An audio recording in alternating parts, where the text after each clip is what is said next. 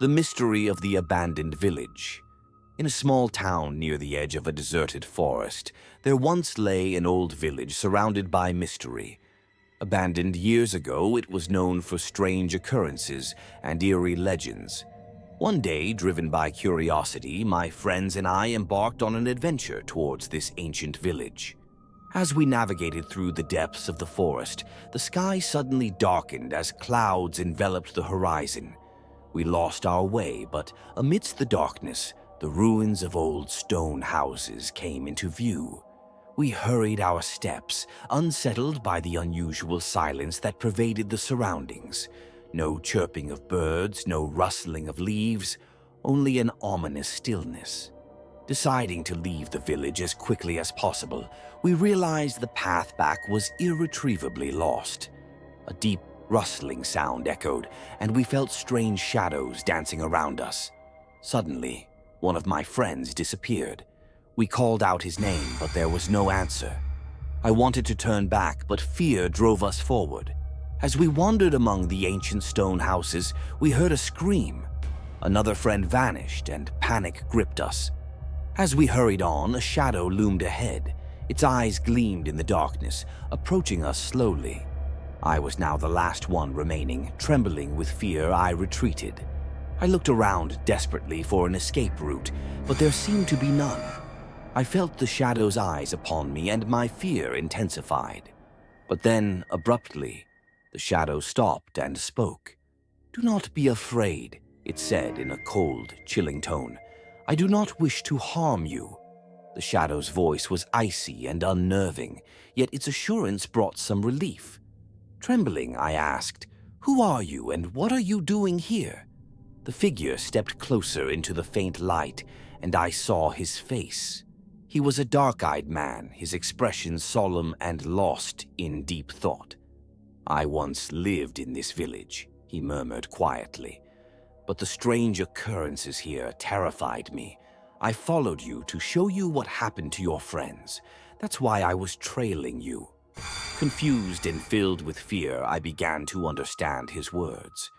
Perhaps I needed to uncover what had gone wrong in this village. "I need to find out what happened to my friends," I said firmly. The man nodded, averting his gaze. "Night is falling, so we'll have to wait a little longer. But as darkness descends, we must explore the village. Perhaps then we can uncover the truth." His proposal was risky, but we had no other choice. As night fell, we silently made our way towards the village. Amidst the crumbling stone houses, we heard strange noises and saw figures moving among the shadows. Finally, in the village square, we spotted a beam of light. As we approached, we realized it emanated from a portal that seemed to hold the secrets of the past and the village. With determination, we stepped forward into the unknown.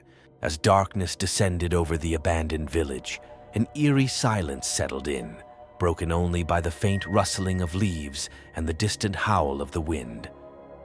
My heart raced with both fear and determination as I stood there, surrounded by the crumbling remnants of forgotten homes. The man who had been following me, his face etched with a mixture of concern and resolve, stepped forward cautiously. "We must proceed carefully," he whispered, his voice barely audible over the eerie whispers that seemed to echo from every direction. "The spirits here are restless." I nodded, unable to shake the feeling of being watched by unseen eyes. Together we ventured deeper into the heart of the village, where shadows danced along the walls of dilapidated buildings and a cold chill hung in the air like a tangible presence. Suddenly, a flicker of movement caught my eye, a fleeting shadow darting between the ruins. I turned to the man beside me, but he only nodded solemnly, confirming that we were not alone. "We are nearing the heart of the village," he said in a low voice. "This is where the darkness is strongest." As we approached the village square, a sense of foreboding washed over me. In the center of the square stood an ancient well, its stone walls weathered by time and neglect. A faint mist hovered above its depths, and an unnatural chill emanated from its depths. Just then, a voice echoed through the darkness, a voice filled with sorrow and age-old wisdom. "Who dares disturb the slumber of the forgotten?" I spun around to see an elderly man emerging from the shadows. His face was lined with years of hardship, but his eyes shone with a piercing intensity that seemed to pierce through the veil of time itself. "I am the guardian of this cursed place," he continued, his voice trembling with a mixture of fear and determination. "Long ago, this village was consumed by darkness. Its inhabitants sought power through forbidden rituals, unleashing forces they could not control." The old man's words sent a shiver down my spine, and I glanced nervously at my companion.